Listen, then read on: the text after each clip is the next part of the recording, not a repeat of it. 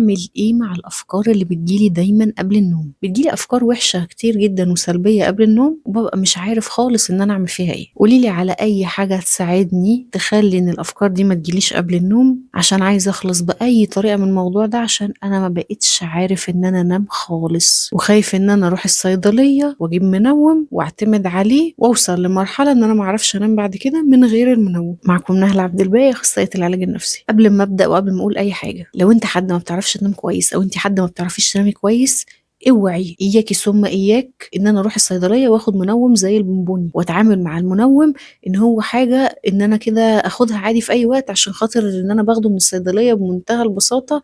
لان المنوم مش جدول، المنوم ممكن يكون حاجه مدمره للجهاز العصبي. المنوم ما ينفعش يتاخد ابدا بدون اشراف طبي. ده بس قبل ما نقول اي حاجه. نعمل ايه بقى عشان نقلل الافكار السلبيه اللي بتجيلنا قبل النوم؟ اول حاجه محتاجين ان احنا نتفق عليها، ربنا خلقنا كلنا بدايه الافكار بتاعتنا دايما بتكون تلقائيه، فانا ما بتحكمش في بدايه افكاري. فكده كده كلنا بلا استثناء، حتى انا، كلنا بلا استثناء هيجي لنا افكار تلقائيه، هتجي لنا افكار غريبه، هتجي لنا افكار سلبيه من غير ما نتحكم في البدايه بتاعتها. لكن في حد يقدر ان هو يشتت دماغه عن الافكار دي، وفي حد تاني ممكن يبقى صعب قوي عليه ان هو يعمل حاجه زي كده. عاوزاك تحاول وعاوزاكي تحاولي ان انت تكون او انت تكوني من الناس اللي تعرف ان هي تشتت دماغها عن الافكار السلبيه. ازاي ان انا اقدر اشتت دماغي عن الافكار السلبيه؟ ان انا اركز على اللحظه اللي انا فيها، احاول ان انا اعمل انشطه مختلفه قبل النوم. انا دلوقتي عايزه ان انا انام، فعايزه اعمل مجموعه من الانشطه تساعدني ان انا فعلا ان انا استرخي. محتاجه ان انا اعمل تمارين للتنفس تكون يعني عميقه جدا قبل النوم، اخد نفس بهدوء تماما. احاول ان انا افكر بطريقه مختلفه، وهتلاقوني كنت عملت فيديوهات كتير قبل كده